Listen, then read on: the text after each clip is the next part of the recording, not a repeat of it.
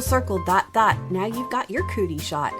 Welcome to another episode of Once More with Feelings. I'm Michelle. And I'm Beth. And this is an emotional journey podcast where we journey with the podcast emotionally. Emotionally. But we watch the films first and we talk about those films and how we feel. Exactly. And this week we watched the 2014 movie Cooties. This is the start of our Halloween run. It's an October Festinados. Yes. I was about to tell you, I was about to do Beth's job, so I will stop talking now. This is the Cooties 2014. A mysterious virus hits an isolated elementary school, transforming the kids into a feral swarm of mass savages. That seems weird. They're zombies. Just say zombies. An unlikely hero must lead a motley band of teachers in the fight of their lives. And they say it like there's an actual hero. Yeah, I was literally going to say there's no, lead hero. Yeah, well, look, we're not here to critique the IMDb summary, but we're here for it. And that's what we're doing. And I will critique it. So here's my take on this. It is October Festinados, and I keep changing that. It's October Scare, It's Octascare, Octoberclease. Octopussy. Nope, that's a film. Octacles. No. Octohorror. Not? No. I think we're getting stuck on the octo part. I think we are. Octomurder. It's Wimpy Horror Fest. There you go. Wimpy Horror Fest it is. So we're going to start with Cooties. And we're slowly going to build. We're going to build up on scariness, but don't get your hopes up. We don't do scary. We're not doing Rob Zombie. We're just not doing it. Is that the house of 200 corpses? Rob Zombie? It's a house of 5 or 6 corpses, and then they add on. Kind of like they just CGI'd the rest of them. But we're going to do scary-ish. Yes. And we're going to do it outside in the middle of the forest. We are no one around. And we're going to do it bathed in the blood of children.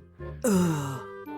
Nasty. Okay, so we were talking about actually... So we're not doing that? No. Okay, we actually talked about doing it in our backyard, but unfortunately we do live near a main highway, and I can't imagine that. While ambiance for us is going to be great, but then we're going to pick up every car that goes by on the highway. Oh, seriously, we're definitely going to. So we're not doing that. No. But it will be dark in here because the light will go out.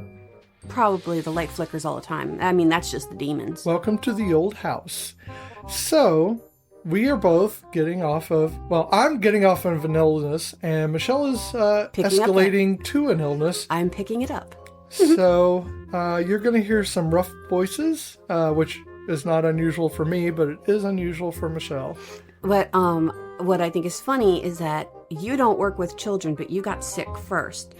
And I have spent the week with preschoolers, and honestly, I'm amazed that I'm only just now getting sick, because as a teacher, when you start in a new area and you start working with a new group of children, no matter how inoculated you are, it's inevitable you will get sick because it's a whole new group of cooties.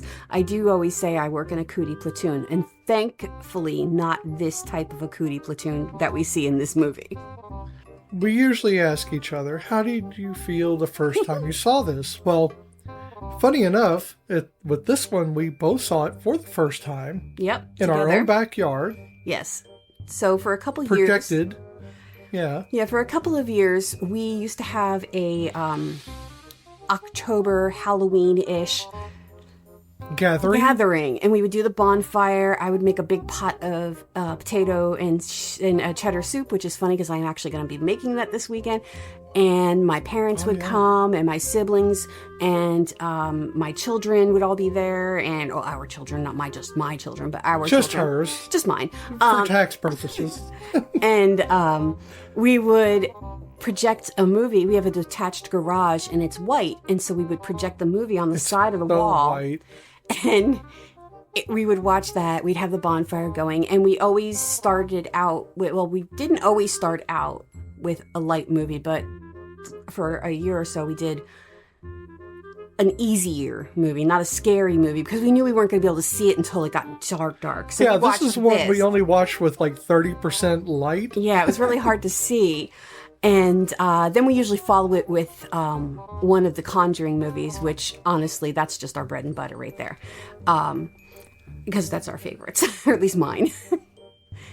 That's actually kind of my favorites too. Yeah, I have to suspend the idea that I know about the people. Well, that's the thing is I love movie Warrens. I do not like the real life Warrens. Right. I found them to be shysters. I feel like they manipulated way too many people into believing things that maybe, and I'm a believer of the supernatural, but even I have to look at them side-eyed and go, really?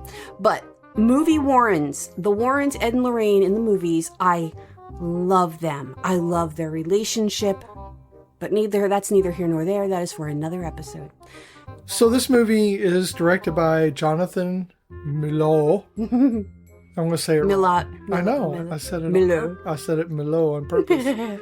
Who did Becky in 2020 and Bushwick 2017, and tends to be in the horror vein. So Yes. we have a lot of horror people in this, and it was co-directed by Carrie Murnian. I'm sorry, Carrie. but Murnian. We're not good at this whole pronunciation thing today. Murnian. Now, it was written by Lee Winnell, Josh Waller, and Ian Brennan. Now, Lee and Ian are both in the movie. One as Doug, and Lee is Doug, and Ian is Principal Sims. I like Doug though. I like Doug. I was okay if the principal. Well, we'll talk about assistant principal. Vice principal. Right. He calls himself vice principal. But he's assistant to the principal. Yes. And the reason why I'm saying We always call them assistant principals, but yes, the reason why you're saying that is because, yes, go for it. because we have some Office alum in here. Yes. We have Dwight, or Rainn Wilson, who is playing, of course, Wade Johnson. Mm-hmm. We have Kate Flannery, who plays Elijah Wood's mom? Yeah, mom. It's very weird. Charmin. Right.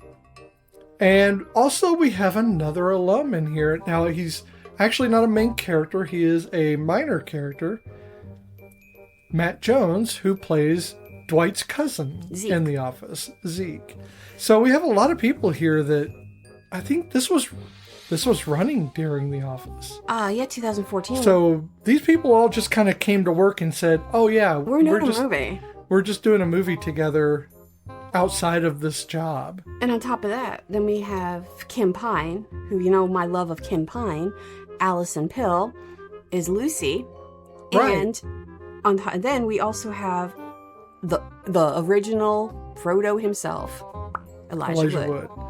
And then we have Nassim Pedrad. Yeah. From New Girl, Winnie's Allie. wife, Allie. Yes. Not Allison, by the way. No, not Allison. It's Allie. And here's the kicker on that one, y'all. I didn't recognize her because of her hair. And when she opened her mouth, when actually she's not in the beginning, when she first talks in the beginning, I still don't recognize her. It's when the movie starts to pick up a little bit, and then all of a sudden I'm like, oh my God, yeah, how did I not know that was Allie? Yeah. I just didn't realize it was her. So we don't usually do this kind of rundown, but there's just so many people in it, and we kept finding more people. I mean, we had what's his name from Lost? Jorge Garcia. And from 30 Rock, is that it? Jack Breyer? Yeah, Jack Breyer's in it. Jack McBrayer. He's not. He plays Tracy, which I think is kind of funny that his name is Tracy. He's the intern in Third Rock. Yeah, but I think it's funny that 30 Rock. 30 Rock. Third Rock. Did I say 30? 30 Rock. Okay. Yes, 30 Rock. That's Third Rock from the Sun. Different show. Yeah, different show. He's also in Wreck-It Ralph. Yes. And Forgetting Sarah Marshall. But I think it's funny that his character name in this movie is Tracy. I want to say too, Allison Pill. I love her. She's in The Newsroom. Yes. Does an excellent job in Underrated in Newsroom. Newsroom, Scott Pilgrim versus the World. Mm-hmm. She's in Vice. Allison Pill is just a great person. And just, and I love her. If you only know Allison Pill from Newsroom or from Scott Pilgrim, honestly, it's going to take you a minute to recognize her because she's just a different person. A different person. Character, yeah. I mean, personality, and her hair looks great. I mean, you're going to keep trying to reconcile yourself with who she is in the movie. It's like Kim Pine needs a conditioning treatment, and Lucy does not. So, how did you feel when you first viewed this movie outside in our backyard? Honestly, I thought it was funny. I missed a lot of it because we were setting up. We were setting up. We were entertaining. We had guests, and we were serving food, and so. God, what was pre-pandemic us like? Oh my God, it seems so weird. I know, and so now we have barbed wire out there, and we have gun turrets. Shit, yeah, because we don't want the freaking cooties. I don't think I paid enough attention. So, disclaimer, in the beginning of this movie, that is a horror movie, guys, so keep that in mind. It is a horror comedy, but it is still a horror movie. So there's grossness, there's horror. Yeah, but I did not remember. I remembered the blood, and I remembered the zombie-ish part of it. It's just the worst part. The beginning is worse than the zombies tearing bodies apart. If you are a vegan or a vegetarian, don't watch this movie. Well, you watch the movie, might become but one. Maybe kind of jump through the first part. Yeah, or I guess embrace your inner vegan. Okay, I might not be able to eat nuggets for a while. Okay, because that was so nasty. I think it was on purpose. I mean, I love me some nuggies, but that just... I don't think they accidentally did that sequence. I think they meant to do that. So, in the beginning of this movie, it's a guy walking through one of those chicken farms that are not... I mean, we have chickens, guys, but our chickens are not free range, per se. They have a yard. They've got an area that's for them, but they're not clustered in a silo like that is, or whatever the fuck they call that, a hanger. That's it. It was like those half-circle tube kind of barns. Factory, basically. A chicken factory. And the green light. What was with the green light? I think that's used to denote sickness or illness or something. Yeah, and then the guy grabs one of the chickens. He literally breaks its neck on screen. And then you see the chicken processing where they pluck it. It's got flies landing on it, and there's maggots. I already have an issue with maggots. There are 2 bugs in this world that... Well, 3 if you count spiders, but spiders, we have an agreement. You stay on your side of the room. If I can't reach you, you can live here. If I can reach you, if you're getting close to me, all bets are off. I'm murdering you. But I have the same thing for people. Well, there's that too. But I hate maggots and I hate cockroaches, and they're the 2 bugs that will skeeve me out within an inch of my life. Now, for Beth, it's ticks. But for me... Hey, don't give away all my secrets. I'm telling you can tell everyone your fears. I don't want anybody to know my fears in case I have to fight them in combat. They're not going to be throwing handfuls of ticks at your face. Now they will. You've just given them all the ammo they needed to defeat me. I mean... I will curl up into a little ball. I can tell you why I don't like maggots and why I don't like... I don't care. I don't care why you don't like them. I can accept that you just don't like them. Thanks. Okay, you're rude. I was giving us material, but whatever. Go ahead. You can tell everybody exactly why you hate maggots. I'll start with the roaches. We don't have roaches in this film. Well, why I hate them? I hate them because when I was little, I lived in Yonkers, New York. And I was very little. I was about 4 or 5. And I knew that I'd seen them, roaches. It's New York. We lived in a brownstone. That is stereotyping, and that is not right. It was New York in the late 70s. There were roaches. Weren't a lot of them, but they existed. But I didn't know they could go on counters. And so our couch was against the wall, so like the arm of the chair was right by the doorway that led into the kitchen. So I'd climb up on the arm of the chair, and then I would climb up over the doorway onto the counter, and then I'd scoot over until I could reach the light switch and turn it on. Until the day that I saw a roach on the counter while doing that and lost my ever-loving mind, because again, I was 4 or 5. And so roaches just... Ugh. and they get into everything, and then they infest your life. Okay, but the reason why I hate maggots is when my grandfather passed away, we left the house. My mom got the call that my grandfather had passed away. He was very young. He was only 57. And we packed up everything that morning and went. We only lived an hour away, but we went to the house where his house, and we were there for a whole week. Now, my mother is very fastidious about her cleaning, but our breakfast bowl and her cup of coffee, my sister's bowl, my bowl, they set a little bit of milk and cereal in the bottom, and my mom's cup of coffee were all in the sink.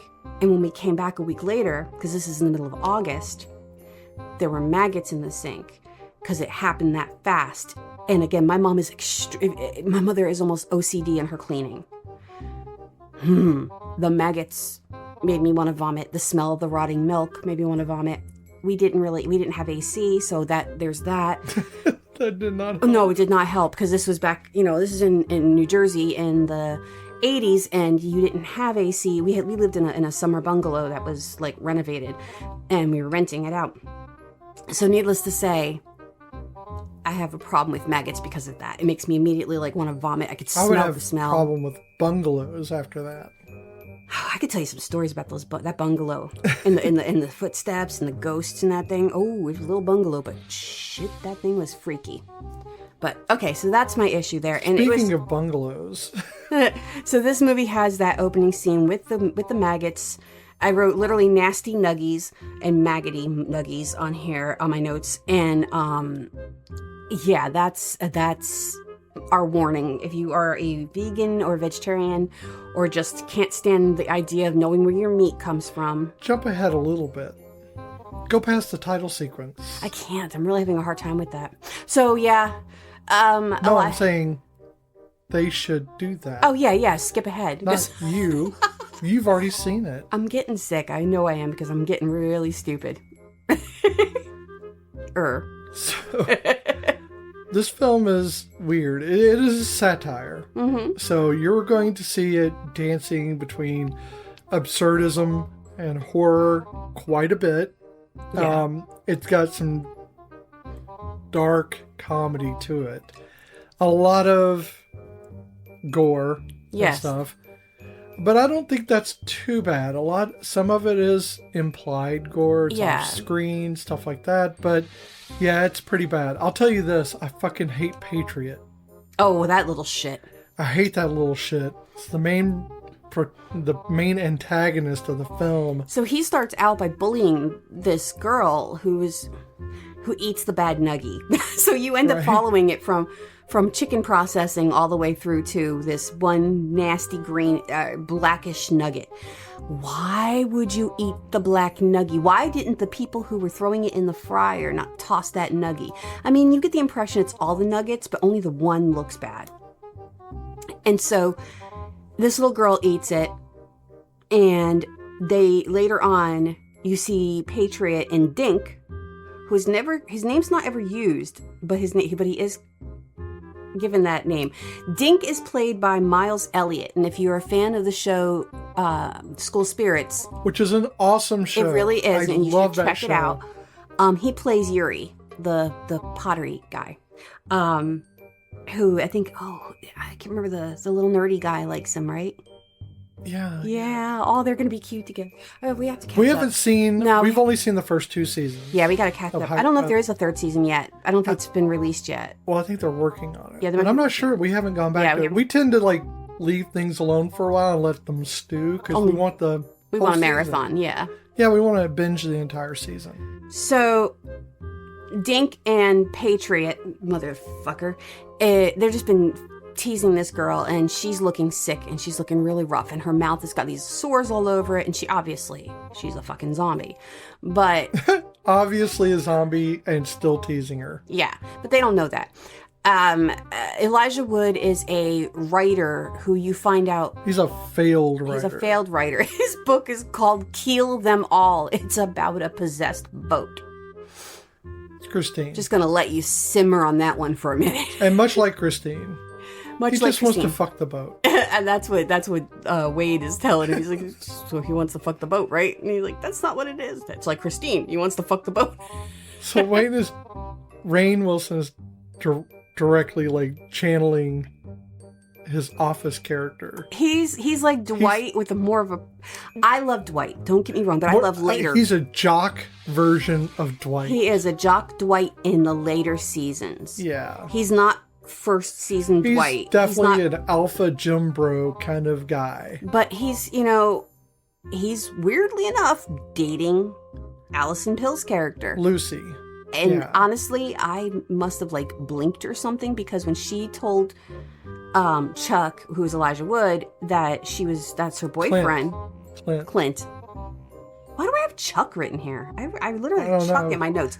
He kind of seems like a Chuck, but really Yeah, it's he's a Clint. Clint. Remember at the I first they know call it's him the cunt? cunts, because the way he wrote Clint on the board, it looked Right. like cunt. And it's not even my favorite word, and I've been saying it a lot lately. But he says, sorry, that guy's an asshole, and she's like, that's my boyfriend. And I thought she was talking about Doug. I literally thought she was talking about Doug at first. But no, she was talking about Wade. And I don't know how I missed all that, but I did. I took a nap or something. And Well, we missed it because again we were like hosting people. no, I'm talking about today.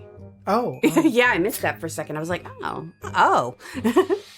We're not gonna go down the entire movie because No. that would be crazy because you can just watch it. Yeah, we just want to give you some highlights. But everything is happening. Mm-hmm. So the kids are crazy. They're starting to kill. It's very jarring, I have to say. It's a very jarring. It escalates quickly, let's say that. I think it's because when Dink gets turned and he just starts running through the playground and just scratching the shit out of all the kids. Right. Yeah, he just turned to everybody in the playground, and then they just start eating up the teachers that are out there. Which was, one of them was Wade, and he has to race back into the building once he realizes what's going on. So the thing I do like about the film is that despite this overt thing that's happening, Mm-hmm. you have a very short picture of who these characters are before it even gets to that. Yes. So you have Clint, who kind of, at the start of this whole thing, you already get the idea that he is kind of a loser. Yeah. And he is living with his mom. Mm-hmm. He's... His mom, who criticizes his story so much and harshly. I mean, she says she loves it, but he wants to know, so she tells the truth. But, he's like this really shaky kind of he doesn't have a whole lot of backbone to his character. No. And, as a person, he's just not very aggressive or even stand up for himself really at all. And he just, you get the sense that he's been defeated Mm-hmm. by life. So he's returned to his hometown. Fort Chicken. Because wasn't he in the Bronx or Brooklyn or something? Somewhere in New York. I don't Yeah. remember where they said. They just kept saying New York. But he returned to Fort Chicken, Yes. And he, which is apparently the town's name. which is the whole thing is just chicken related. And I'm gonna love my birds, but god damn. Damn! These burbs. He's a sad sack. And he sees... Well, I think he still has a bright outlook. He's just not... I know. He just isn't winning at anything. He hasn't gotten that win, and he keeps hoping he's going to get it. I think so. And I like when he's trying to figure out, he's driving in and he's going over the introduction to the book and about the boat and the guy buying the boat, and and that's, and in the middle of everything, he's comes up with an idea for his story, and they're like, what are you talking about? He's like, my book. And they're like, right now? So, yeah. So we have he tries to get the children kids dying. to read the book too. I mean, he has the one girl reading the book out loud, and that's when the kids pull the ponytail off the zombie girl. Yeah, 99% of the movie takes place in the school. Yeah, he's a substitute. And he keeps telling them that he's not a teacher, which, I mean, some of the substitutes that we've gotten were not teachers, because you can become a substitute teacher without being a teacher. At least in our state, you can. But then you find out later on that he lied about that. Oh, yeah. That he was a first grade teacher for like 2 years already. Yeah, that he actually has been a teacher. So, yeah, he went there because he knew that Lucy was working there. Right. Yeah, it's... The characters are not the most deep characters, so it's, like, hard to wrap my brain around, like... I mean, other than Clint and... I don't know that I'd say they're not deep. I think that people are complicated. Yeah. And the way they wrote these characters, while they are very surface level in their archetypes... Yeah. I think Clint does actually have some nuance to him. Mm-hmm. Wade has some nuance as well. They don't just stay in that character. Wade, even though he's a jackass and he's like very like alpha bro, he's a good guy. He does accept that Clint has some good points to make eventually, and he does accept that he is jealous. Yeah. And he tried, like at one point when I think it's funny when they're talking over the two ways, and Clint keeps taking it from Lucy. He's like, wait a minute, I got one more thing to say. And you can just see the frustration on Wade's face because he's like, I just want to talk to Lucy. He has said he bought her a ring, but then when he saw her talking to Clint, that he was like, well, then maybe she doesn't love me. And, so you feel kind of bad for for Wade. I do. I adore him. But then again, I have a weakness for... I love Rainn Wilson. I love him. And I love Dwight, even though Dwight's a shithead. Well, see, I love Allison Pill. So I love Lucy as a character. I love Lucy. But I feel bad that she is kind of not making her own decisions. And we have these two men who think that... Yes. They're making decisions for her. Though when she tells everybody, I hate everybody in this room, I love that. Yeah. She's about to go up into a ventilation shaft and she's like, I hate every one of you. I just want to let you know, if we're all going to die, I hate every one of you. Right. And I appreciate that. I would do the same thing, I think. Maybe. So like the virus itself, and we find out it's a virus because Doug tells us it's a virus. And Doug apparently has some brain damage that has caused him to not be able to connect with people. Yes, he had a spike in his head when he was a kid. Yeah. And so now he can't really connect to people. He uses the wrong words for things. It is so funny. So at one point, Elijah gets scratched. Clint gets scratched. And while he doesn't turn... I don't want to give away why he doesn't turn, but he doesn't turn. He just gets really, really sick. And Doug goes in to the room with him and he comes out and he's telling them that, he's got a little anal leakage. He's got this and that and the other thing going on. And they're like, how do you know? And he's like, oh, because I tested his fluids. And he's like, I wore gloves and he's got goop and shit all over his hands. And no gloves. No gloves. But he's not just telling them what he thinks. He says first... I have a hypothesis. So, hypothesis. I love that. And his brain isn't actually connecting up to a lot of things, but he isn't stupid. No, he's very smart. He's the one who figures out that it's the nuggies. Right. Well, it was either going to be the virus that caused it or Doug secretly giving it to people because he is creepy as fuck despite being adorable. And what's funny is it's been a while since I've made one of these references, but Supernatural kind of turned me off to the Dougs of the world because, what's her face? Sheriff Donna and her two Dougs who just did not treat her right. I don't think that she deserved to be with Jody and not with a Doug. This Doug has redeemed the name Doug for me. I like Doug. I think Doug was a good character. Yeah. He was the... I don't know. I think he was like the professor on Gilligan's Island. Oh, yeah, he was. Kind of, He just needed a couple coconuts. So I like how there's a lot of references. So at one point, Wade calls Clint a hobbit. Oh, yeah, yeah. And then there's a scene with a little girl on a tricycle. And Lee Winnell, he was... I believe it was Lee. Now I'm questioning that logic because I have so many little asterisks on my notes here. Pretty sure it is. He was one of the writers in Saw movies. So that little tricycle girl was an homage to Saw. So there's a lot of little things There's like that. so many people in this film, and there's so many callbacks to different things. You can tell they really had fun with the film. So I didn't see Lost. Okay, I didn't watch it. So, but apparently one of the mirrors had a Dharma symbol on it. Okay. The Dharma Initiative. Yeah, and so there was just a lot of things. Again, it's just a freaking cute movie, and I mean, it is gory as shit. It's cute for a bloody zombie movie, but it's cute. It's a fun movie and diverse. It is a diverse movie. So you've got kids of different colors and backgrounds. You have adults of different colors and backgrounds.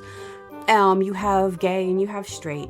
And it is, it maybe doesn't doesn't cover everything. The full gamut. It covers some. Better than most. I freaking love when Tracy in the beginning, he's talking to the other teacher and he goes, my partner, he's a big guy and he's older than me, but he's got these balls and they're hairy, and he's going on and he's like, my tennis partner. And then later on he's like, I'm gay. And what's her face? Rebecca, she turns to him, she goes, I knew it. Yeah, it's good stuff. Yeah, we only see Kate Flannery in the very beginning, but we don't see her at the end. But you can tell, Clint mentions her a few times, and so when they're when they escape, they've got 2 kids with them, and they're like, what do we do with these kids? What about their parents? And he goes, well, what about our parents? So he was thinking about his mom, right? And that he wasn't gonna be able to go back to her. When they leave Fort Chicken. And they end up in, Danville? And on the bottom of the sign for Danville, it says, at least we're not Fort Chicken. Yeah, it's the Eagleton of the Pawnee saga.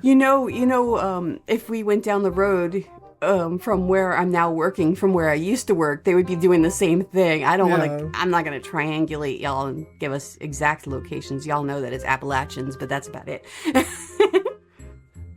So I think that the great part about this at the end, or not at the end, but getting close to the end, is that you realize it's spread far beyond. Oh, and fast. Because at first you're just getting this very small picture of the school and the entrance. Because when the parents come, only one parent gets there. Oh, yeah. And she gets murdered by her own child. Yeah, well, yeah, her son infects the baby, and then the baby ate mom.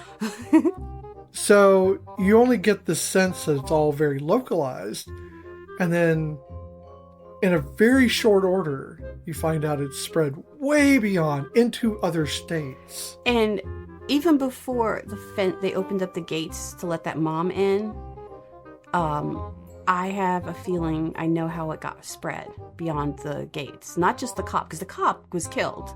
Right, Matt. So, yeah. The sheriff, yeah. He gets his fingers eaten off, and then he gets in his car, and then there's a kid in the car who attacks him. But you don't know who the kid is in the car. I think it's patient 0. I mean, granted, these nuggets have gone far and wide, too. Oh, no, it is, because she was still digging. She was digging. That's the one that got him. But also, though, if the nuggets are being distributed across the country, they were first saying not to eat the ones that were distributed to Fort Chicken. And then next thing you know, the whole country. So definitely it could be the nuggets, but also could just be have just been that she was just awesomely fast. Well, she appears at the play area in Danville. True. So, but it spread to other states. So I think it was probably the nuggies. A chicken virus. Chicken that was virus. causing it. Oh, those avian flus. Yeah, something like that. Oh, that's why they're in trouble. That's why we have to worry. And I mean, not only are egg prices expensive to begin with, those avian flus knock them up. This is why whenever we go out to the coop to take care of our chickens and our turkeys, we give them a cognitive test to make sure they're not zombies. Because we don't deal with zombie chickens or turkeys. Also, we don't feed them outside. We don't water them outside. They have other than maybe giving them some snacks out in the yard, most of their stuff stays inside, so that way wild birds don't land. Wild birds are the biggest cause of avian flus in backyard We also make sure that they do a handwriting test so we can make sure they haven't been possessed. I mean, I do the eye test all the time, and I'm blind mostly, so it's really fun for me. And they don't recognize E's and 3's, so it's really hard. They're really difficult. And then, then they poop on the thing, and then, they're just nasty. So we have the love triangle, kind of, Ish. between Clint, Wade, and Lucy. Clint and Wade are really in love. You can tell. Mm-hmm. They just love each other. Yes, definitely. Lucy's just on the outside looking in. No, It's a love parallelogram. That's right. But no, she's not torn between the two. She doesn't even make a decision. She just doesn't care enough at the time to deal with it. No, because they're gonna die. She does kiss Wade, but I'm pretty sure not Wade, Clint. But I'm pretty sure it's a situation of we're gonna die, and in this moment, I think that my boyfriend hates me, and I did tell everybody I hate them. And... Also, Clint was sweet, and she had no reason not to kiss him in that moment. Yeah. It wasn't a romantic kiss. Yeah. So yeah, it wasn't really, and then he kind of put a stop to it pretty quickly. They were like, eh. Wade is like I said, talking to them on the two-way, and kind of clear the air a bit, and he's like, I'm a failed writer. I'm actually a teacher. Clint comes out and tells Wade the truth about himself. And I think that gives him and Wade a bit of a, even grounding. Yeah. And he says that Lucy loves him. So, Yeah, I think that a lot of this is, focused on these three people. Mm-hmm. And you kind of lose sight of everybody else until they're needed to step Yeah. Well, especially Rebecca and Tracy, they are just kind of ancillary. Yeah, they're definitely not in the forefront of the film. Mm-hmm. And I forgot to write down the name of the janitor and who plays him. So the janitor is Peter Kwong. And here's the great thing about Peter Kwong. Mm-hmm.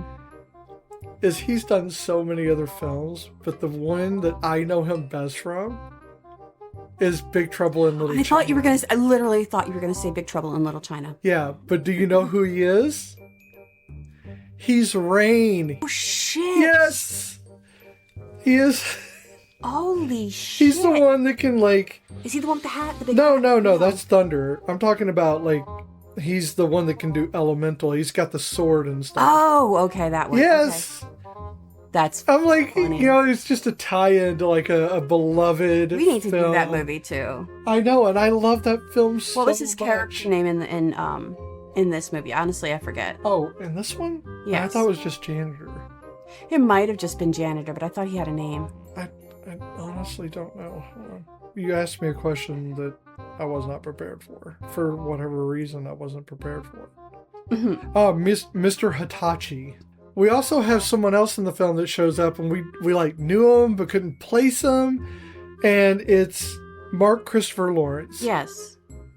He was Big Mike in Chuck.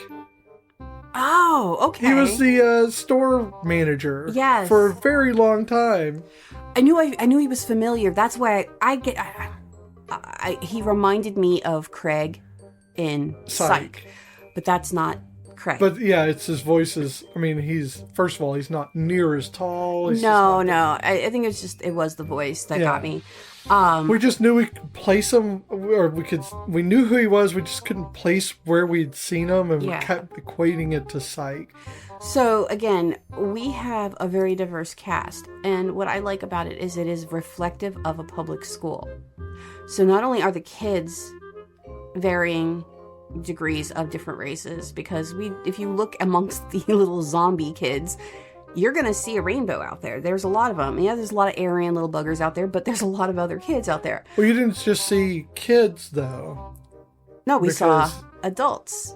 You said the kids were replaced. Yes, during a lot of the heavy stunt scenes, the kids were replaced by shorter people. And you can almost tell at certain points, but they just, it's fast. But it's kind of the fun of it is they didn't try to edit all that out. You can tell that this is not all on the up and up. No. It's not taking itself so seriously that you have to buy into everything. I don't know, and you don't honestly care enough to try to nitpick it. But I also feel like our adult cast is also pretty diverse. So if we did throw in our diversity spectrum question at the end, I think it would pass. We have... Oh, so you just jumped the gun on the test. Well, I have very little emotions for these kids, these people right now, other than, there was a zombie movie. And they were... I think there's some emotions. Would I have... Okay, here, I'll go for the emotions. As a teacher, I would have shit my pants and probably have died. Probably very quickly. I don't run well.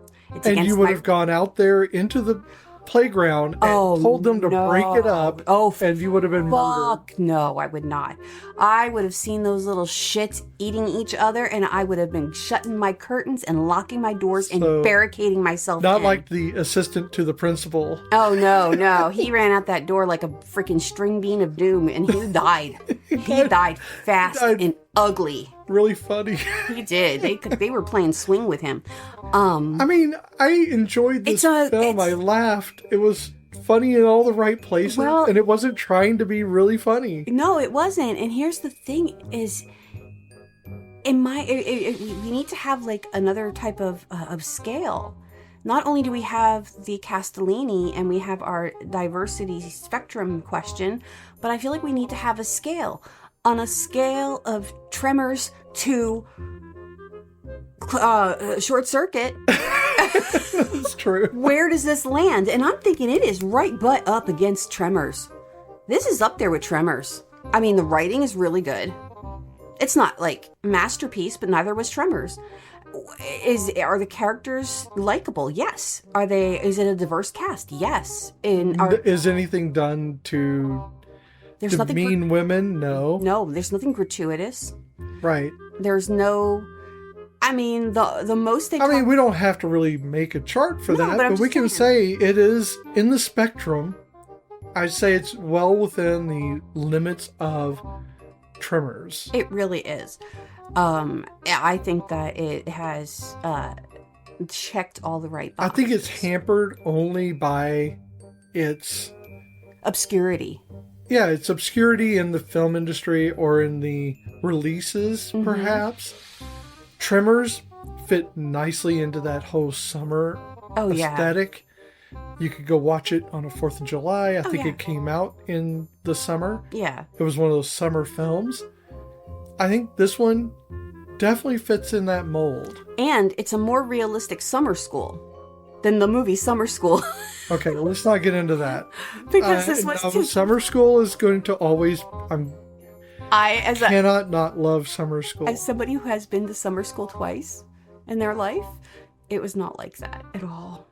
Look, and I went my senior year, and it was not like that at all. I love Chainsaw too much for this to be wrong. So this is just going to stay... Don't get me wrong, I love that movie. We got to do summer school, and we're not going to disparage summer school. Oh, we're going to rip it apart. No, we're going to rip it apart. I love like that Chainsaw rips it apart. It is like Shakespeare. It is Shakespearean in its essence. It is so not like Shakespeare. It is much likened to Hamlet in almost every way. Okay, Sean, knock it off. So, yeah. Okay. This is not a big film. No. Cooties isn't a big film. It isn't It is Lionsgate, but it's still very small. But it's not a spectacular film. It's not a blockbuster film. No. It uses the effects it has to great effect, and it doesn't break the bank doing so. No, it seems like a lot of practical effects. And makeup. And I think they do an excellent job with making the camp work for it. Oh, yeah. Without taking you out of it. I think you still care about the characters as they run around. You're not like, oh, I hope they die. Yeah, but you don't want anybody to die. The people that die and the people that turn to zombies, you're kind of like okay with it. Yeah, like the kids who the turn to zombies. Yes. Assholes. These kids I mean, when Elijah Wood first walks onto the campus, the one kid's telling his mom, "Fuck you," and mom goes, "No, fuck you." I mean, and honestly, I feel that. Dink. Was it Dink who was? Yeah. Wasn't it Dink? I don't remember. Yeah, it was either Dink. that or Patriot. It was one of those little shits. And then, like, even like in the one scene in the faculty lounge when Patriot comes running in and he grabs that woman and they end up in the closet, the cabinet, Right. and they shut her. They're like, oh, I think it was Tracy. He's like, who was that? Because it was like, it was rando person who got eaten. Because you don't want anybody in the main group to die.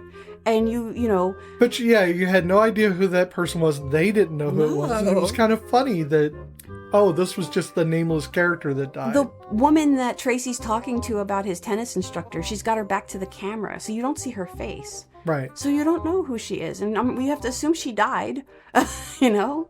I think this is one of those, this is a great film to have outside in the backyard. Yeah. And project up onto a wall. It's a fun Halloween movie. No, it is not kid-friendly because it is pretty graphic, you know. I think, yes, that is true, but we also have the cutscenes out in the playground, which is all concrete. Mm-hmm. But in the playground, where afterwards the zombies are still just out there playing, the kids are still out there playing, Yeah. and they have like a severed finger clipped to the spokes of a bike as they ride it, doing the click click click thing. On the tetherball thing. Head on the tetherball. It's all very, yes, it's kind of graphic, but it's all done in such a spoofy way. Oh, yeah. That it's hard to take it as really sickening. No, I mean, it's like, if kids went evil and became zombies, what would they do? They'd still play because they're freaking kids. It's the beginning thing. If you get past the dead chicken Yeah. parts and stuff at the front, and I'm not squeamish about meat. No, I'm not either, but it was done to be squeamish. It was nauseating. And once you get past that, I think you're okay. Yeah. Again, would I let like 7 and under watch this movie? No, because it's very, very graphic when it comes to the bloody and the tearing of body parts. I don't know. I mean, what age was our youngest when she watched it? She was a teenager. Yeah, but she was like. She was 13? like 14. No, because we did it. It was after her. Remember her 16th birthday we had in the backyard. That was the first year that we did the backyard thingy. Okay. So I think she was 17 or 18. Oh, was she 17 or 18? I think because we didn't watch it the first year. We only did the Conjuring. Oh yeah, the first one we didn't do it. They just sat out there. We played movies for them separately. And then the second. When they were kids. I forget how many, So, I remember we were fucking with them because they were all laying out on the basketball court and we were messing with them. You remember when we sent my stepdad upstairs into the apartment above the garage so he would stare down at them and see how long it took for them to see him making a face at them? That was funny because, it was good stuff. Our garage is detached, but there's an apartment that we don't use because there's not really, it's not livable. So we just use it for storage. But there's windows that look down on that area, and so we just like to fuck with the kids.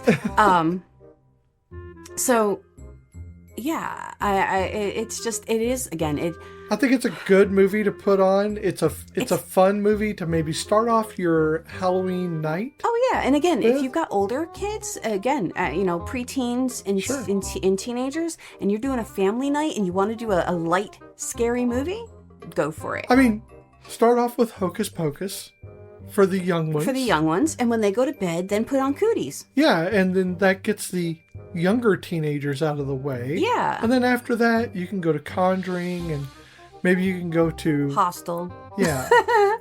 If you're gonna go for the real scaries, not me. I'm a lightweight scary person. I love scary. I love find your favorite zombie movies or whatever. But when this comes out, it's going to be October, and it is going to be that time, mildly that season, horror movie season for us. It's going to be ghosty scary season, and I'm okay with that. It's kind of my favorite. I think it's every autistic person's favorite season, but I know, but this is also like just my overall. Autumn is my favorite. Yeah. Autumn. It's the most contemplative. It's the most contemplative time of the year. I just love, it's funny because as a person who abhors the color orange, I love this time of the year because of the color scheme and because of the crispness and just, there's a shift in the world during autumn that just calls to my little witchy soul. I like that everything looks like it's dying. Well, that goes into the winter part, yeah. And I just... Oh, I like that part. I mean, don't get me wrong, I love spring because I love watching all the colors and the reaper. That's why I like nuclear winter. I just don't like summer. I hate summer. Summer's hot. I sweat too much as it is, and I don't like it. So, so if you would like to watch this movie on your own, there are multiple ways to do so free. There is Tubi, Pluto TV, Fandango at Home. You have the CW. So what do you think? You think it's going to pass or fail, the Castellani? I think it's going to pass. I agree. And I'll tell you why. Because I just think it's going to pass. Mm-hmm. I don't think it's so in-depth that you have to really worry too much about a lot of relationship talk. No, while there is, it's not the only discussions that they have. I think we're going to have some difficulty in some areas, but I think it's going to ultimately pass. I'm all about the squinting sideways. So there have to be at least 2 named women characters with at least 5 lines of dialogue each. Okay, we have Charmin, we have Lucy, and we have Rebecca. Yeah, and I think you get that just fine with just Lucy and Rebecca. Oh, no, but I like to throw Charmin in there. Sure. She only has the 5 lines, but she's there. She also she tells him all about his book and what she hates about it. I know, but it's right there at the very front, and then you never see her again. No, true. Those characters must have a conversation, not necessarily with the other woman, either not about their partner or with their partner, future or current, and not about their relationship. Done. Lucy talks with... You can't just say done, you have to explain. Lucy talks to Clint about teaching and their past and their reunion of sorts because, what has he been doing all these years? What has she been doing all these years? Would you categorize it as flirting? I don't know. I think that... Because if you're flirting, I could say that that's actually a relationship talk. So I don't necessarily think that... Okay, so I know that Wade construed it as flirting, but honestly, if I see an old... like a person who I went to high school with, male, female... I'm going to have a conversation that sounds very similar to what they had, and I don't think it would be considered flirting. Okay. So I would be like, hey, how have you been, and what have you been up to? And you look great, but I don't know if that would be construed as flirting per se. It might be. Is that your intention? Not necessarily, but that, I didn't really think he was flirting until... No, would that have been your intention if you did it? No, really okay, so then you can say that definitively for you, it's not flirting. Yeah. So I think there is an element of flirtation there, but I do not think it's directed as a relationship.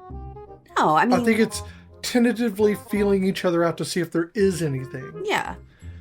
And he obviously went there for the purposes of seeing her romantically because he loves her. We don't know that in the beginning, though. Right. You don't know that, but I'm saying that we do know that. Yeah. But I don't think it was about that. And also, we can bypass all of that and just say, Rebecca. Oh, yeah, talking Rebecca. To everybody. Not talking about the relationship. In fact, she has a rape alarm. I know. So if you even talk to her, she's going to hit that button. And she threatens it multiple times. And she actually hits it at one point. And all it does is... loud. Yeah, it really didn't do much. It made it loud. Yes. That's what it did. And it attracted all the zombie children. Yes. All the zombies. To the window. I'm surprised they didn't use that as a way to gather all the zombie children into a room and then close the door up and lock it. That's what I was thinking the whole time that the movie happened, and they never used it in order to do that. I think the only time they ever did any type of subterfuge in that situation would have been when they were in the ventilation shaft and Elijah Wood flings the flashlight in the one direction and he runs in the other. Here's what I think is super funny about the film. Just my take on this. All the fully functioning adults kept getting outsmarted by the brain-rotted children who were zombies. And that was the thing, is they were brain-rotted. Yeah. Because Doug discovered that. Right. Dink, when he after Wade Took bashed his head brain in. out.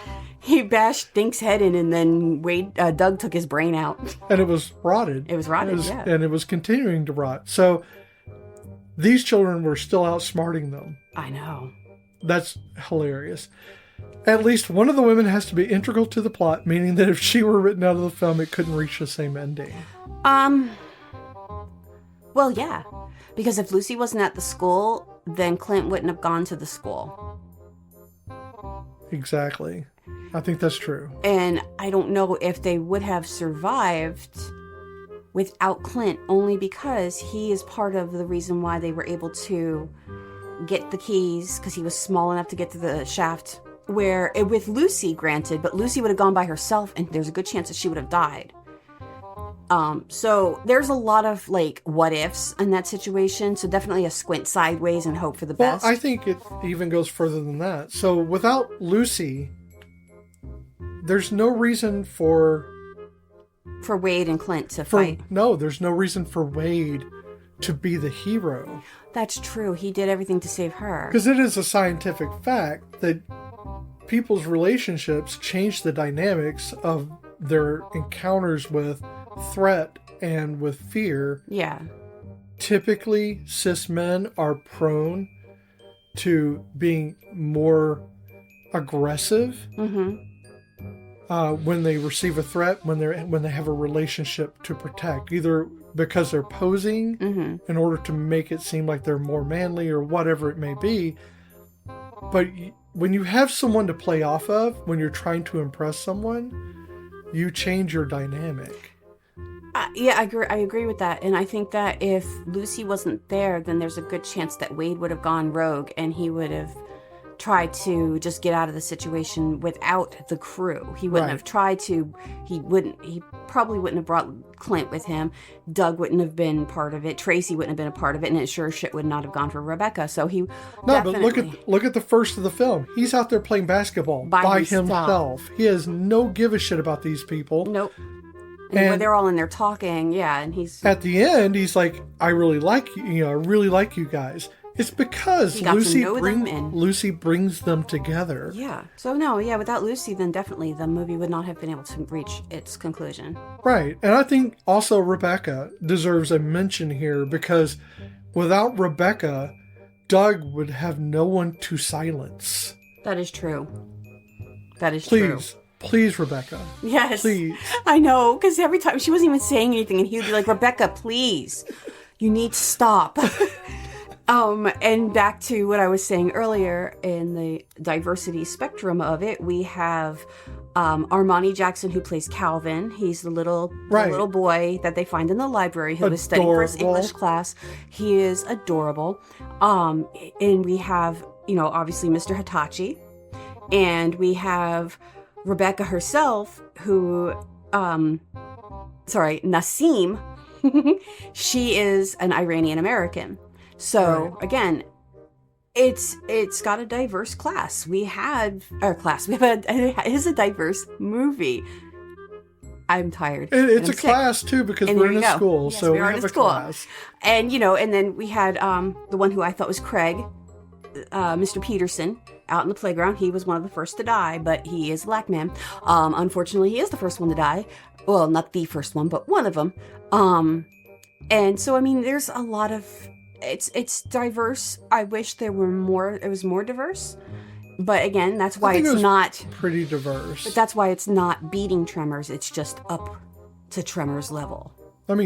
Tremors wasn't super diverse. No, but people of color had lines. Sure. They could have had more lines, but they had lines.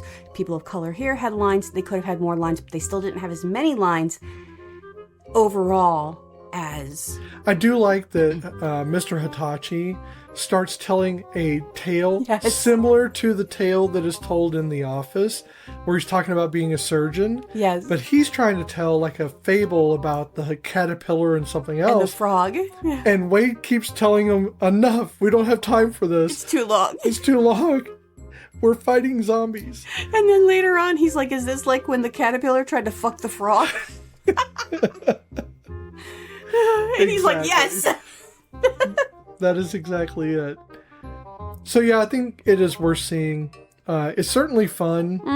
It's not laugh out loud. It is fun. No, there were some chuckle moments. Yeah, it's fun in a horror way. Oh yeah. So you'll get a kick out of it if you enjoy horror, but don't necessarily want to be scared out of your mind. Yes. And just want to enjoy a fun film. This is a fun film, and we're going to be having more of those. Yes. So throughout October, every episode is dedicated to Halloween-October and yes, the mildly scary horror fest. Octahallow Eve Day Sun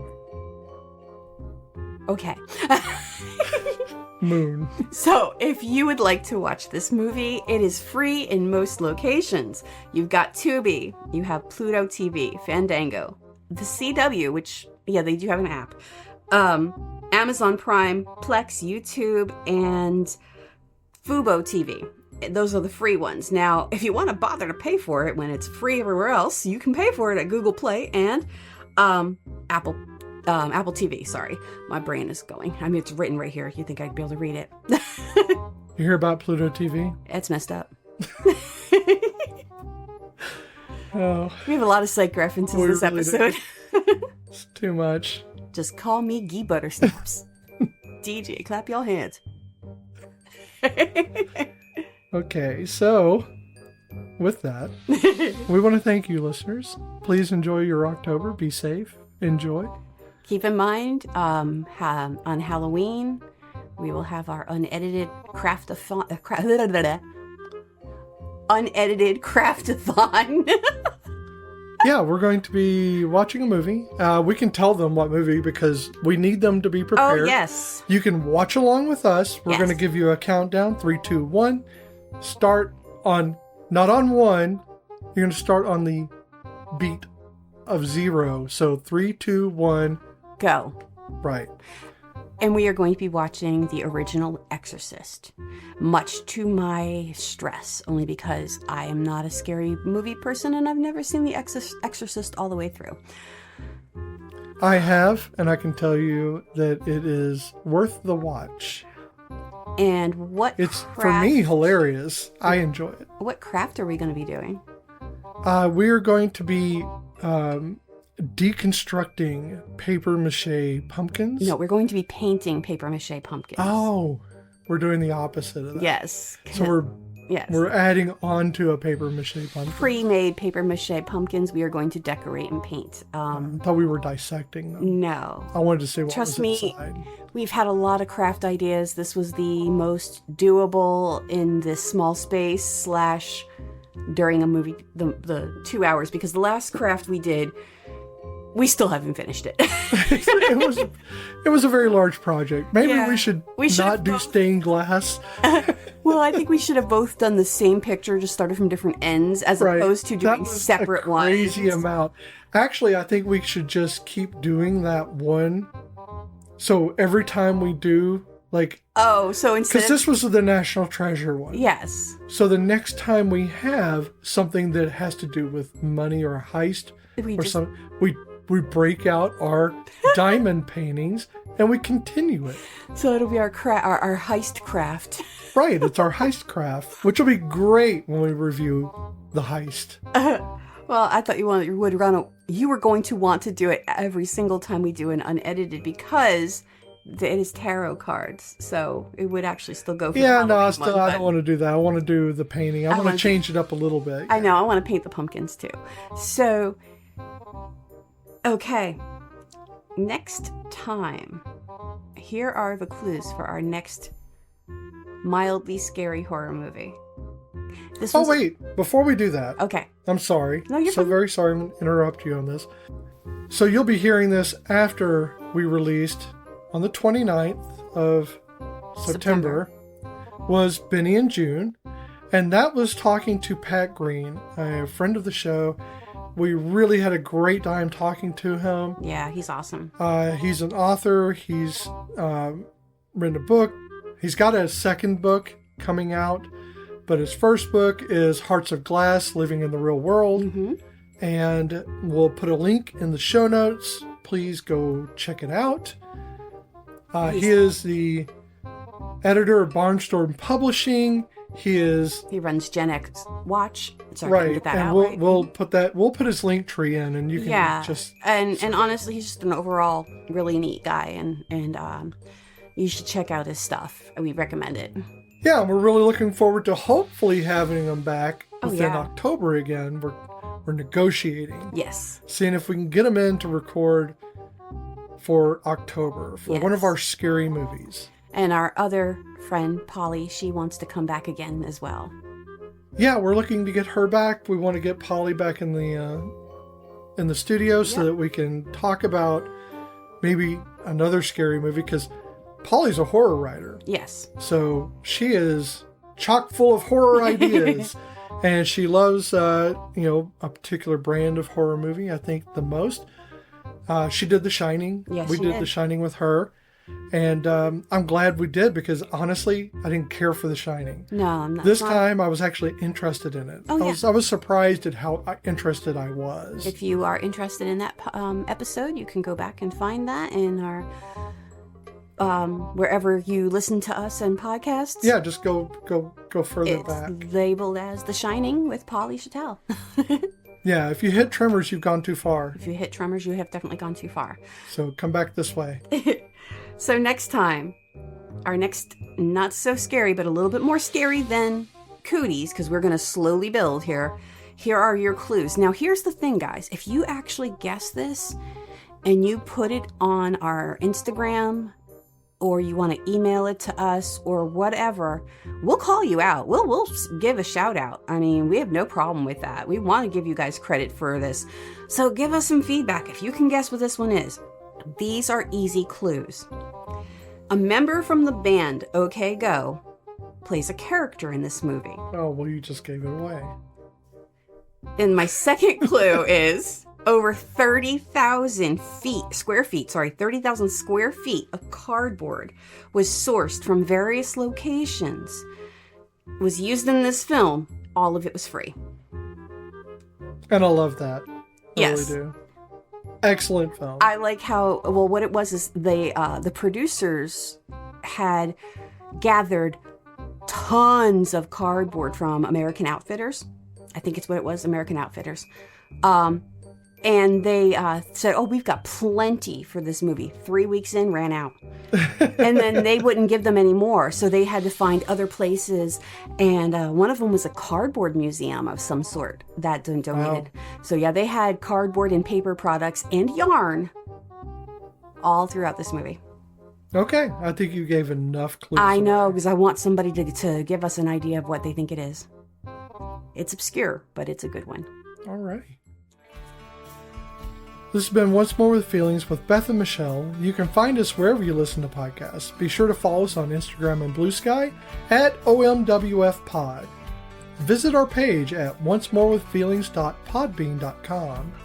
Or you can send us an email. We'd love to hear from you at omwfpod@gmail.com.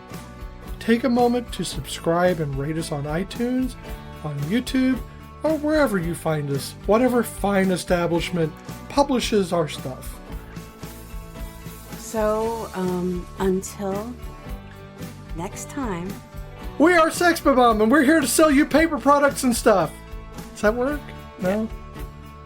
I don't know. That works. Yeah, I'll it get one works. of those. We got plenty. I might use yours. So.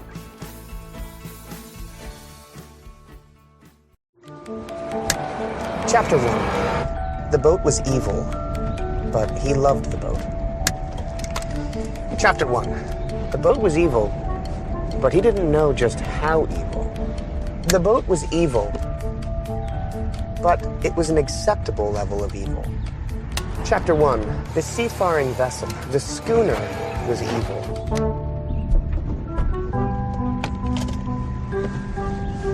Let's get in there.